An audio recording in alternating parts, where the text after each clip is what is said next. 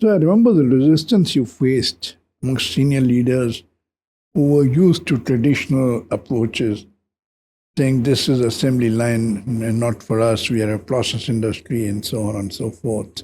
I also used to hear some of these things being mentioned in the corporate office from the senior people. This is true.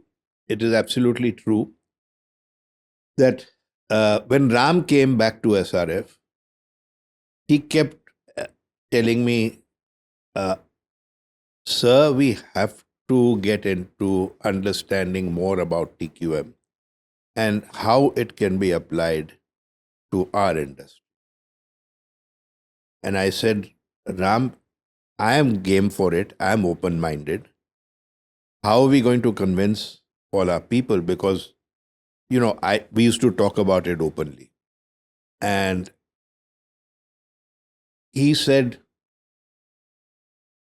uh, maybe the only way to do this is to take our entire top management team to Japan to attend one of Juice's 2-week program. Right. Where we will be exposed to practices of TQM, including in continuous process industry. So I said, that sounds like a good idea, but it's damn expensive. And Ram said it will be worth every penny that we spend. So we went. We were, I think, about 12 of us. Because they were not only just the senior managers, I took some other people, including people from finance. Because I said, the guys who will be opposed to it later on will be your finance people. Because they'll say, why are we wasting money on this?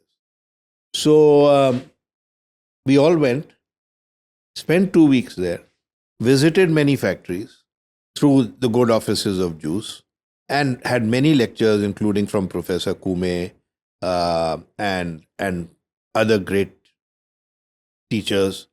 And we came back to India, and I had a session with all our top management. And I said, what did you think of our experience at Juice? So I would say about 60% of them said, yeah, maybe it's worth giving it a try. 40% were still not convinced.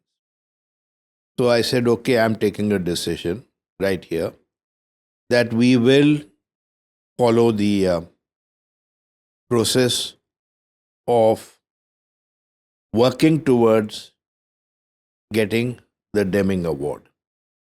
Now, just to tell you, by then, we had two major businesses. One was our tire cord business and associated businesses with tire cord. And we had the chemical business. So I said, let's first work on our tire cord business because there is some element of discrete manufacturing also there.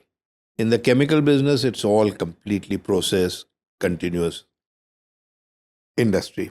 So we said, okay, we'll work on the tire cord. Now, tire cord we had by then 1, 2, 3, 4, 5 different plants spread all over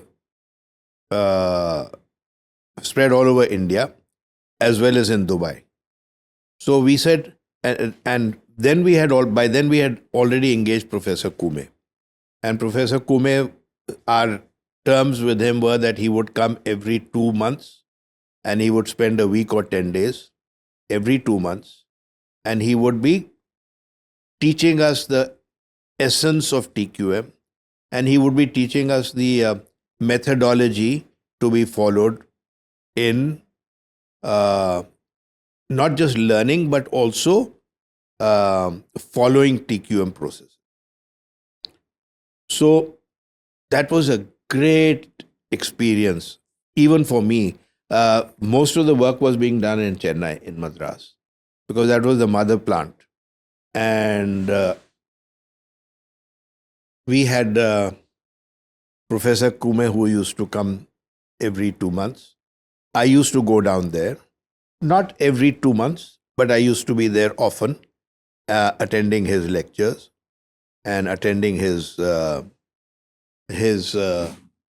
sharing of knowledge on TQM. And very gradually, we started implementing little aspects of TQM.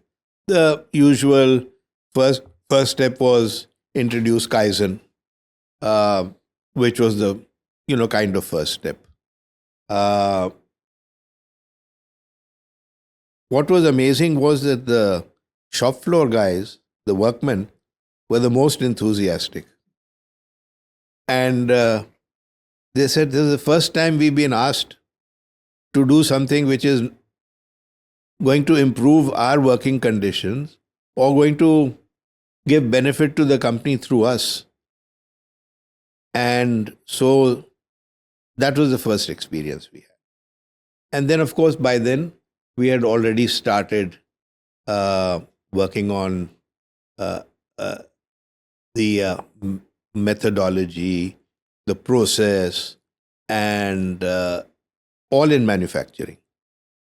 Eventually, we also came to non-manufacturing. But this was all initially in manufacturing. And great kudos to Professor Kume, who taught us that there is virtually no difference between discrete manufacturing and continuous manufacturing. Equipments are different.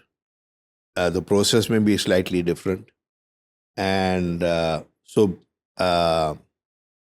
he pushed us because there was some reluctance even at that time. But by 2000, long journey for us because we started somewhere in 95, 96. Long journey for us. Somewhere in 2001, he said, "I think you're ready to challenge the Deming Award. But you will have to do a lot of work, paperwork. You will have to think of what questions will come to you, how you're going to answer them." And that was the first time my CEO of the tire cord business came to me and said, "Sir, I don't think we will be ready." Because we had to do what was called, I think, a provisional assessment. Diagnosis. The diagnosis. And if you cleared the diagnosis, then you could challenge the award. So he said, "I don't think we'll even be able to do the diagnosis." Ram said, "No, we are ready." And then he said, "We'll have to burn the midnight lamp." I said, "So let's burn the midnight lamp." And I used to go to Chennai and stay there for a few days at a time. And we worked on it. And we did burn the midnight lamp. We got our diagnosis. We cleared that.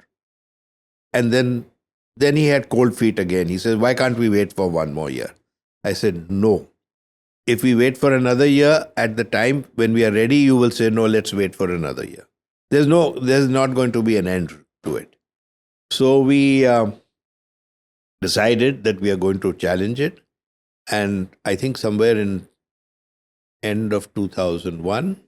2001, you had the diagnosis. 2003 or 4, you got the award. We got the award in 2003. Yeah. But we had to be challenged. But the challenge really was we had 7 or 11 professors who came to challenge us. Yeah. And the kind of questions they asked were amazing. And I had to do one sitting with them to talk about the vision and what I expect to get out of, not the award per se, but out of the TQM effort that we are making. What is it that it's going to lead to? What will it lead to? So I had to be prepared to answer these questions. And there were 4 of them sitting and grilling me. And I had to answer these questions. And I said, "This is what we want to achieve." And at the end of 2003, we were awarded we were given the award, or we took the award in 2000. And that was a great moment for us of pride and justification for what we had done. I just want to give you a small example that while we were working on this, on the journey, we had already started implementing many things because there is nothing which says that while you're learning, don't apply the learnings that you have. So, just to share with you and the audience, we used to make tire cord. 18% of our tire cord used to be graded as second grade. And the second grade material used to be used not for tire cord purposes. Maybe it went to cycle tires, went into scooter tires, went into motorcycle tires or tractor tires, but at a heavily discounted price. So Ram said that, look, we have to work on this and see how we can bring this down. Eventually, within 1 year, we were able to bring it down to 1.5%, from 18% to 1.5%. Now, that was a great eye-opener.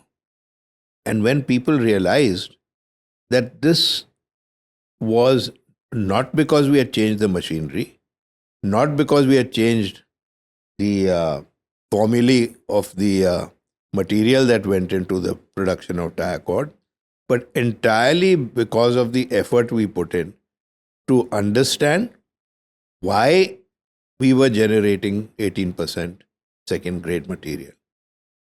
And once we started seeing these kind of results, the enthusiasm in the whole business grew rapidly.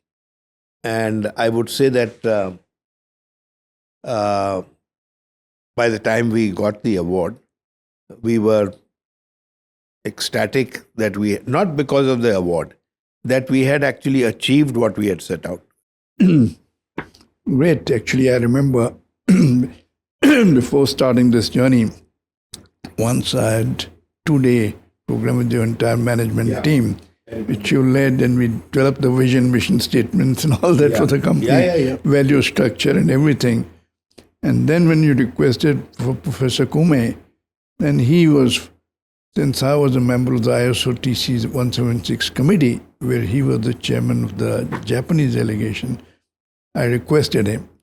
So he humbly accepted the request to help SRF. And he did it through TQMI. We were fortunate in this process to learn. And you're absolutely right. Initially, Ram said, we start, the head of the business said, we want a process-centered organization. He said, okay, let's start with that. We started with that and gradually brought it in alignment with TQM to get his buy-in. That Yeah. You're right. You see, a lot of people at the top management, they read a lot of stuff.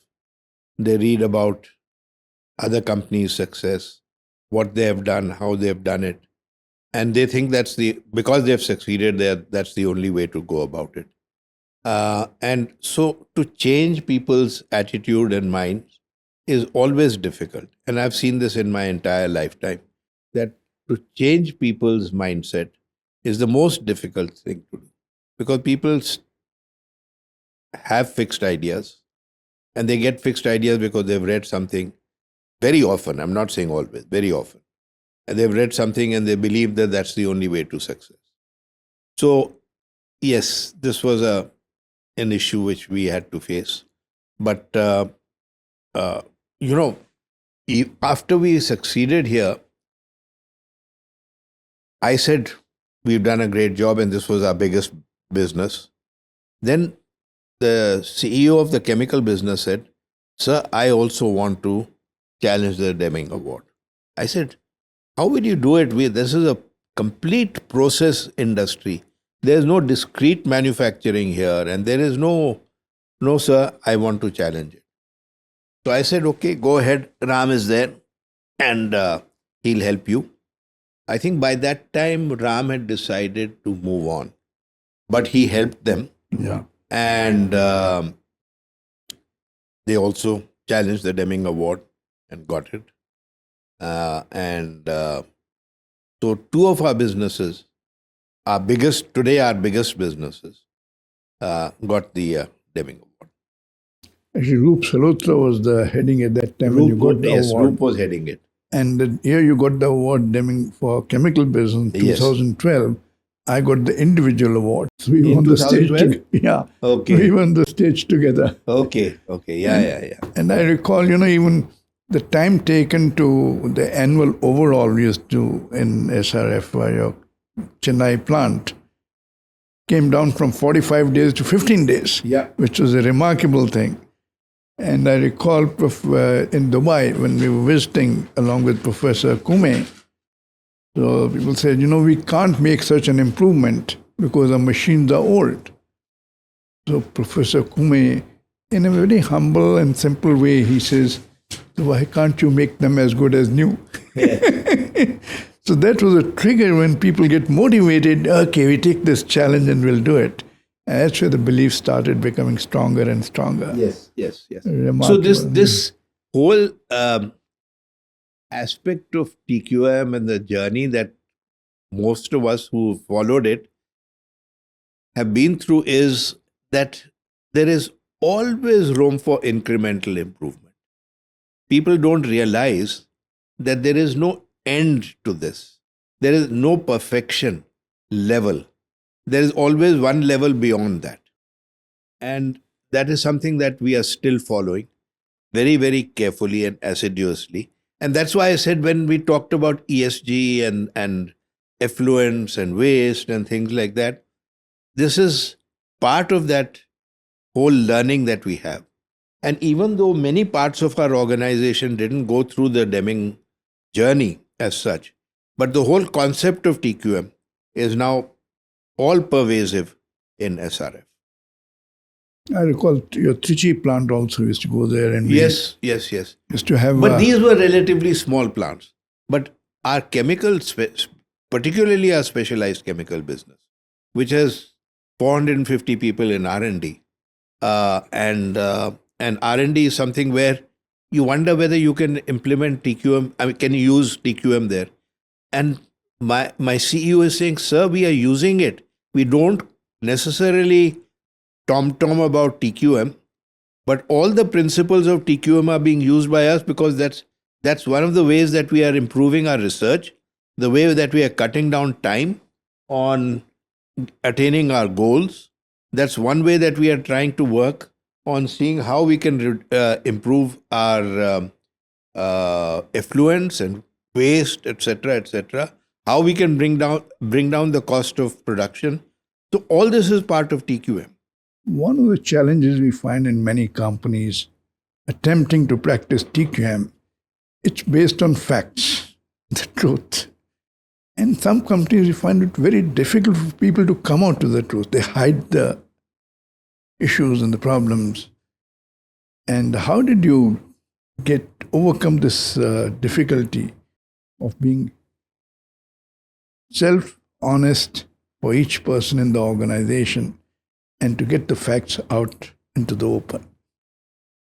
So I would say that every company's DNA is different. And I had always believed, even before we started practicing TQM or even knew about TQM, that the philosophy of my grandfather is something which I passed on to all those who joined SRF, that the most important things are ethics, integrity, reliability, the being honest with each other, and being upfront when you make a mistake. I told them I had made many mistakes in my lifetime, but I owned up to them. And I just want to give an example of this. This was when I was still in Chennai.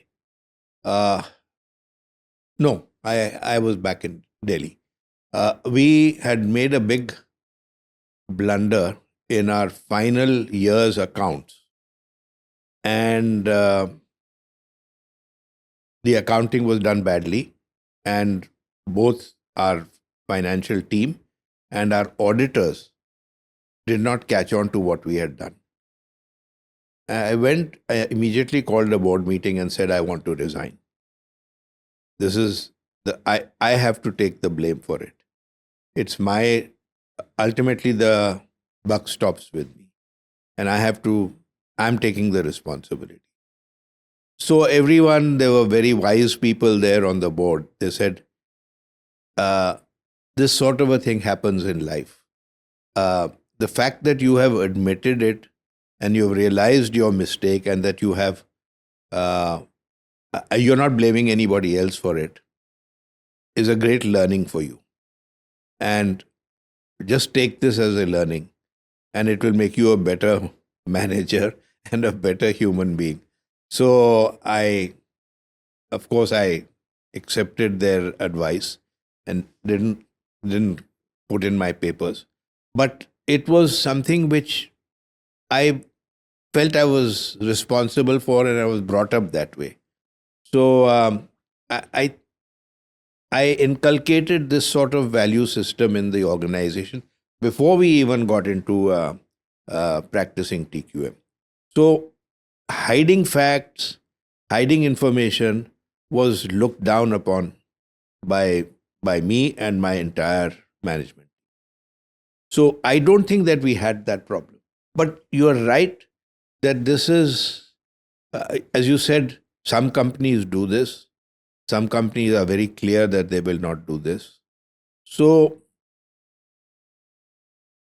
facts are never to be hidden. And I'm proud to say that even today, when my sons are running the company, I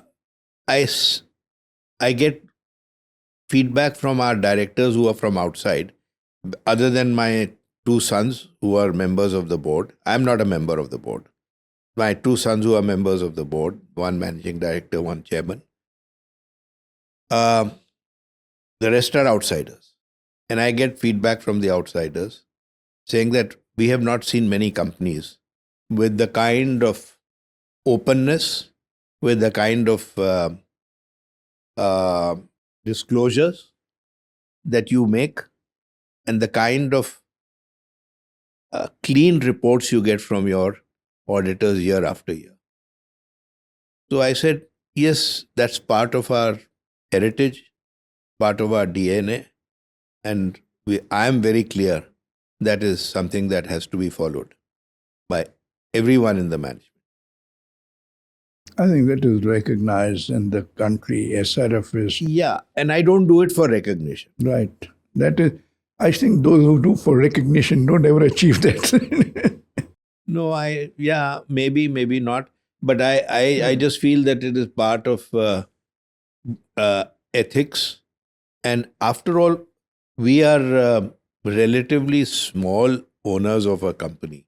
All big public limited companies have got thousands, if not millions, of shareholders. So we are responsible to them, not just to ourselves.